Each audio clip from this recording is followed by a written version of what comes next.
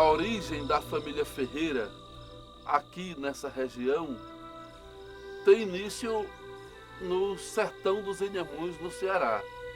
De lá, uma série de conflitos de família fez com que uma facção dos Feitosa viesse morar em Triunfo, na Serra da Baixa Verde.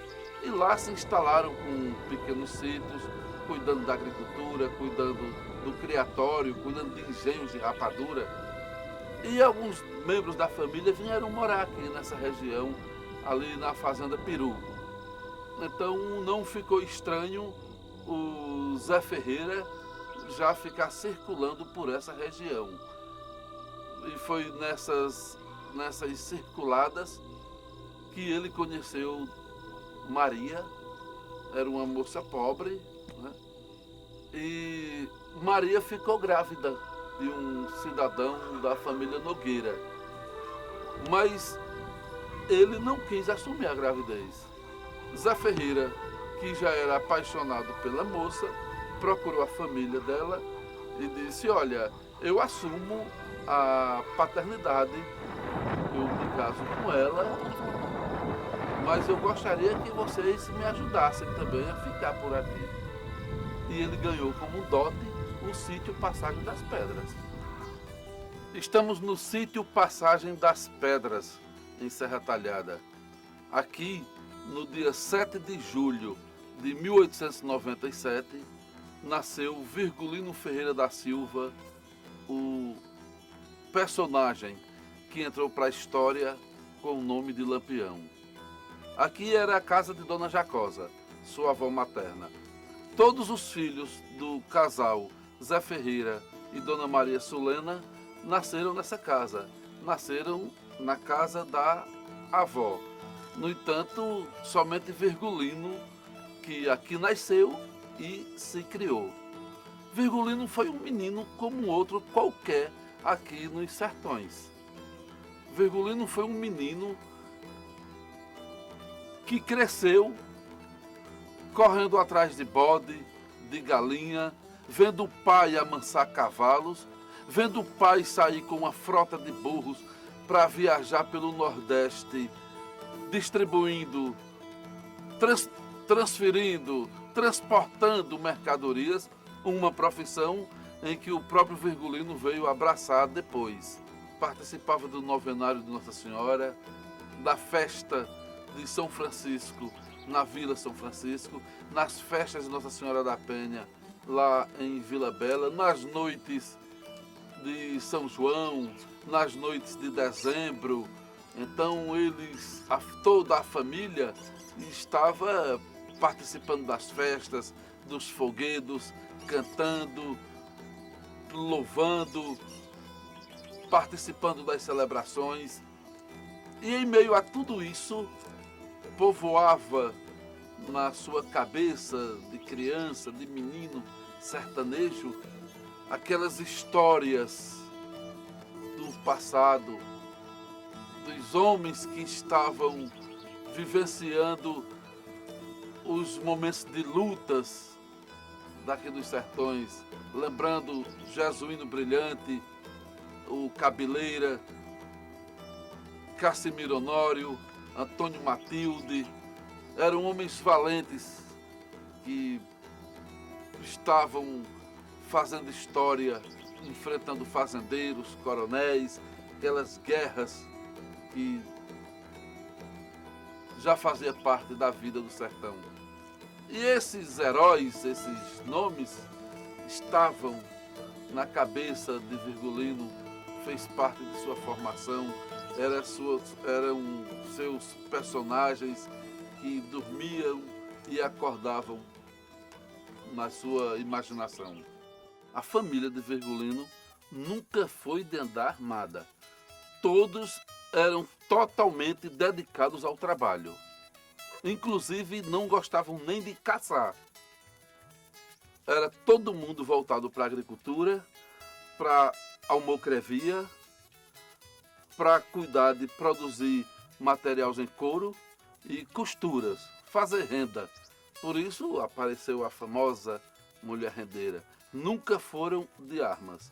No entanto, em 1917, A relação entre Zé Saturnino e Virgulino já estava bastante arranhada, já estava quase que insustentável. Numa certa manhã, Virgulino ia passando com seus dois irmãos, Antônio e Livino, e encontraram os trabalhadores de Zé Saturnino descampando um terreno para construir uma casa. Zé Saturnino estava se preparando para se casar. Virgulino disse algumas piadas de mau gosto com os trabalhadores, consequentemente com Zé Saturnino, que não estava naquele momento.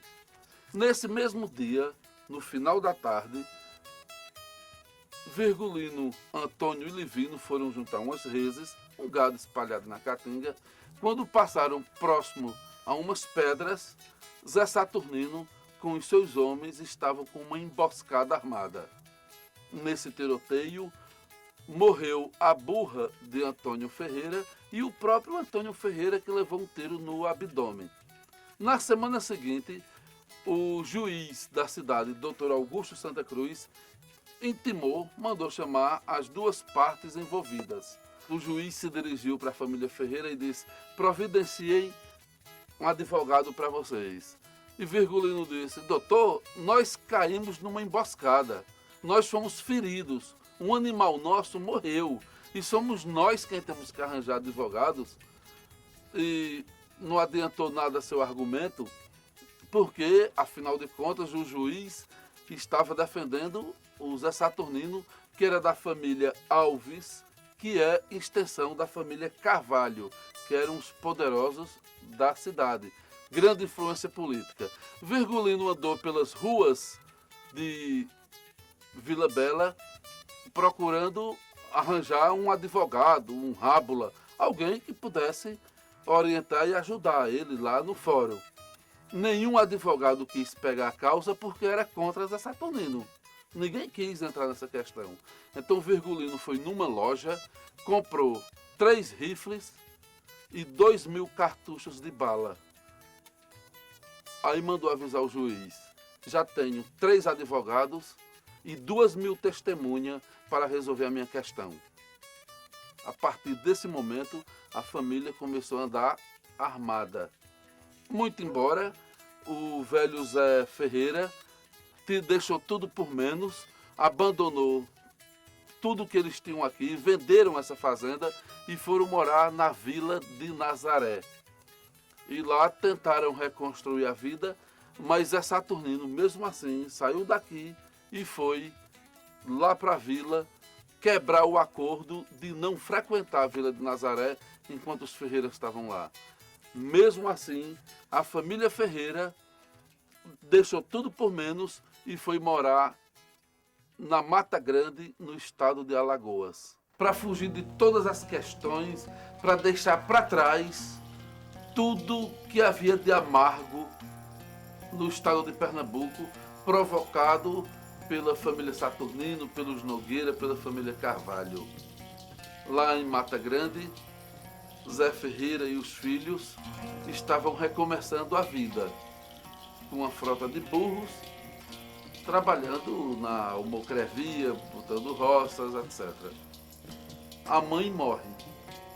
Dona Maria Sulena da Purificação tem um ataque cardíaco, ao que tudo indica, motivado pela sequência de desgosto, de medo, dessas mudanças de vida. 2 semanas depois, Virgulino, Antônio e Livino estão viajando com a frota de burros e Zé Lucena, Sargento Zé Lucena, incentivado por Zé Saturnino, pelo delegado de Serra de Vila Bela, Antônio Timóteo, através de carta precatória falsa, estimula o Sargento Zé Lucena a perseguir a família, aquela família forasteira lá em Alagoas. E numa certa manhã, Zé Lucena vai passando no estradão, na frente da casa de Zé Ferreira. Zé Ferreira estava agora viúvo, né? Estava debulhando umas espigas de milho para fazer comida para a menina caçula, que era uma bebezinha ainda, pode-se dizer, quando Zé Luciano atirou e matou Zé Ferreira. Matou covardemente, sem mais nem menos. Simplesmente matou. 2 dias depois, Virgulino Antônio Livino voltam de viagem, já sabendo de tudo, vai no cemitério de Santa Cruz do Deserto, onde a mãe tinha sido sepultada e agora é também o pai, orienta que João Ferreira, o seu irmão João, vá com suas irmãs para Juazeiro do Norte e ficar sob a proteção do padre Cícero e do poeta João Mendes. E Virgulino Antônio Livino entraram no cangaço. Virgulino determinou, dando o veredicto da sua vida, dizendo: a terra que foi molhada com o sangue de um inocente, a partir de hoje vai ser ensopada pelo sangue dos assassinos, porque eu vou matar até morrer. Voltou para Pernambuco e entrou no bando de Senhor Pereira, braço armado da família Pereira, que vivia em guerra contra os Carvalhos. A partir daí é uma história que tem um rastro de sangue e cheiro de pólvora.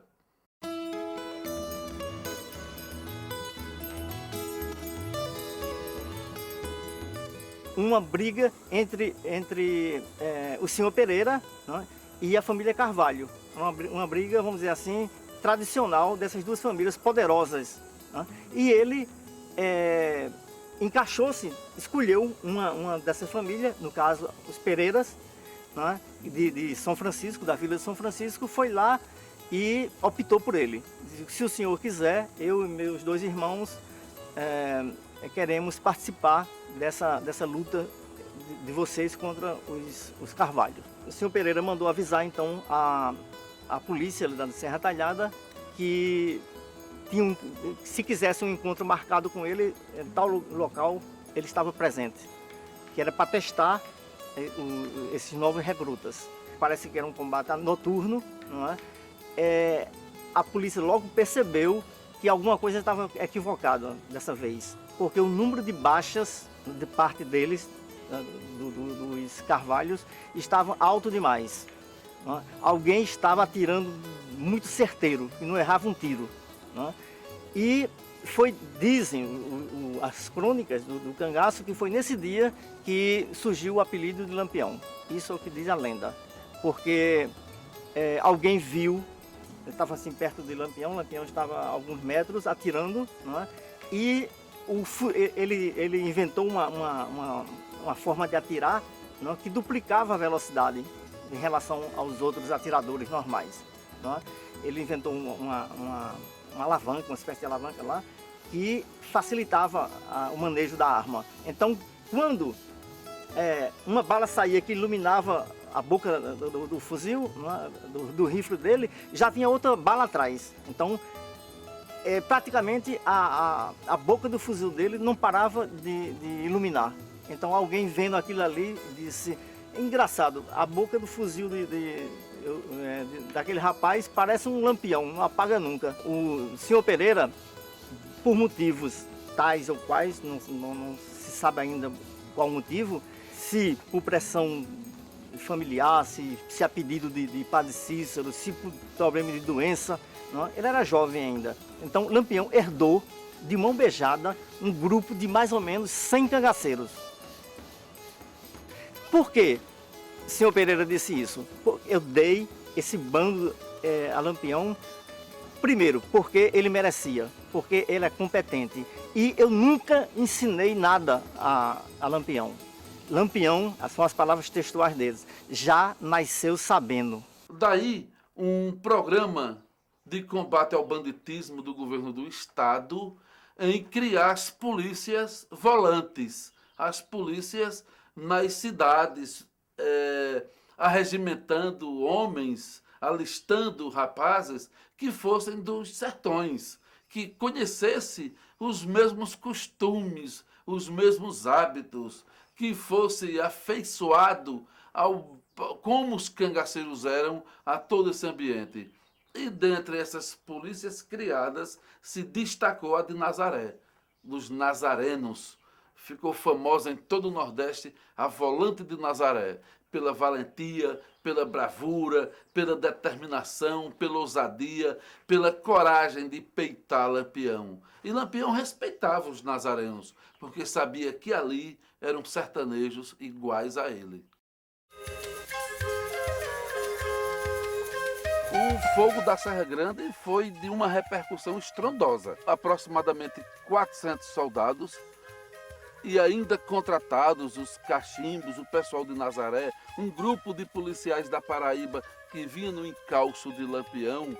Então foi um grande espetáculo que Lampião demonstrou de conhecimento do terreno, de conhecimento de combates, porque a polícia, com todo o aparato que estava, inclusive foi a primeira vez em que a polícia utilizou metralhadoras contra Lampião. A polícia estava portando 3 metralhadoras. Mas olha, esse tiroteio foi de uma dimensão, foi tão assustador, que durante os 3 meses seguintes, eram soldados chegando na cidade de Salgueiro, no Rio Branco, correndo por dentro do mato, por dentro da caatinga, perdida. Foi, enfim, um destroço que Lampião causou à polícia pernambucana. Por isso ele se sentiu na autoridade de escrever para o governador, assumindo a condição de governador do sertão.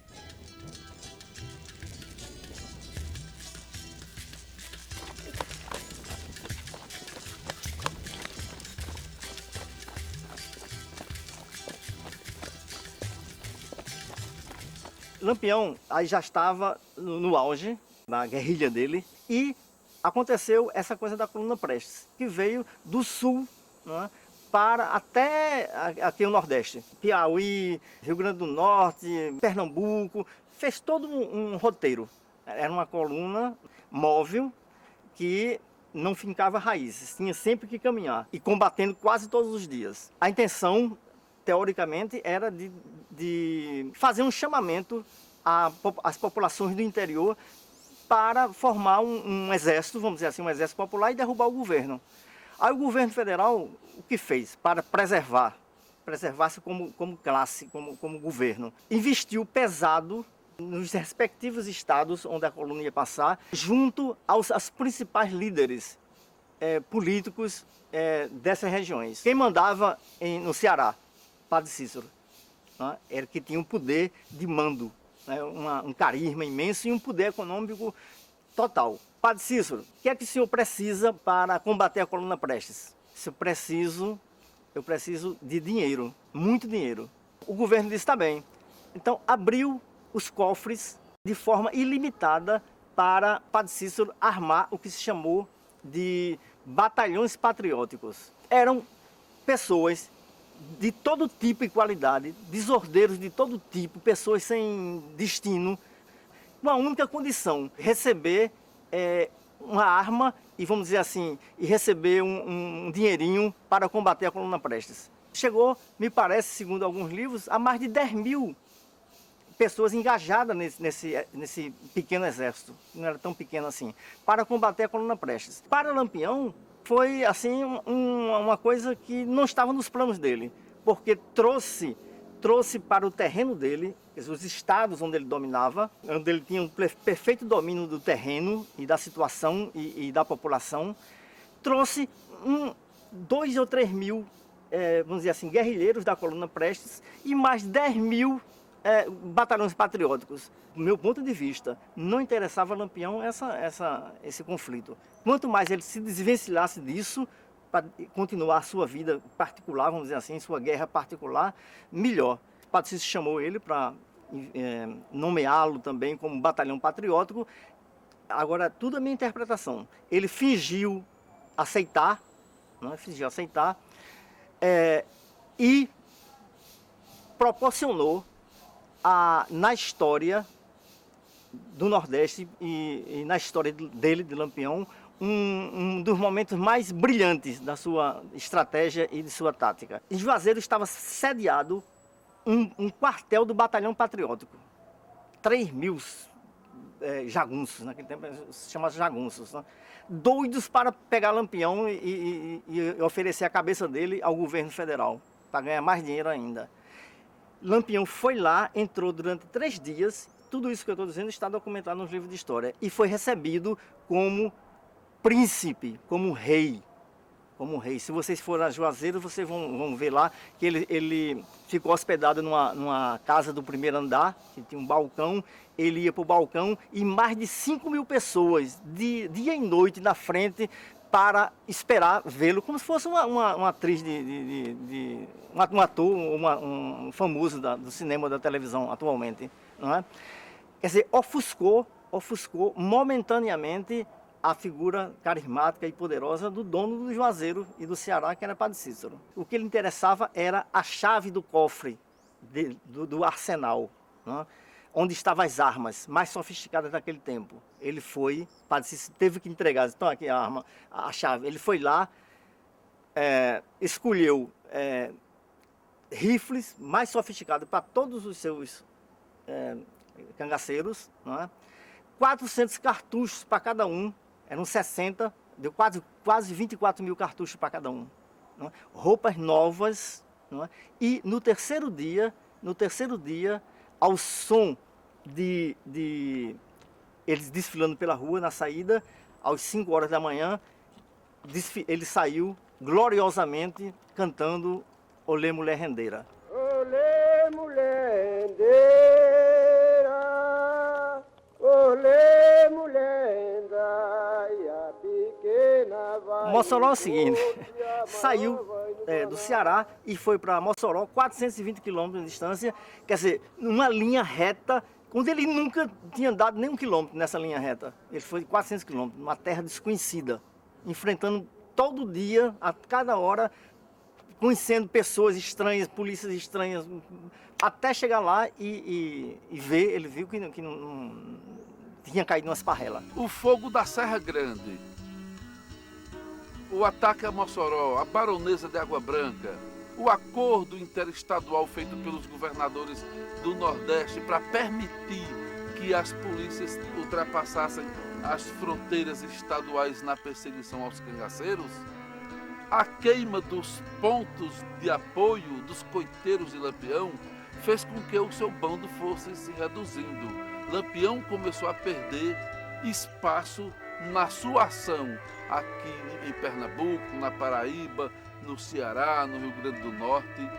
Então, foi quando ele, em 1928, passou aqui em Serra Talhada, na Fazenda São Miguel, encheu os bornais de queijo e rapadura e marchou apenas 5 homens, apenas 5 cangaceiros: Lampião, Luiz Pedro, Ezequiel, Félix da Mata Redonda e um outro cangaceiro, ao gosto das águas, atravessaram o Rio São Francisco.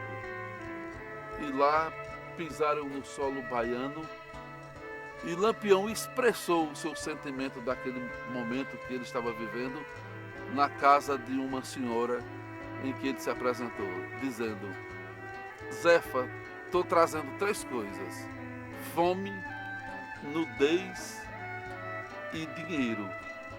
A partir de agora, eu vou viver aqui no sertão da Bahia e é aqui que eu vou implantar o meu reinado.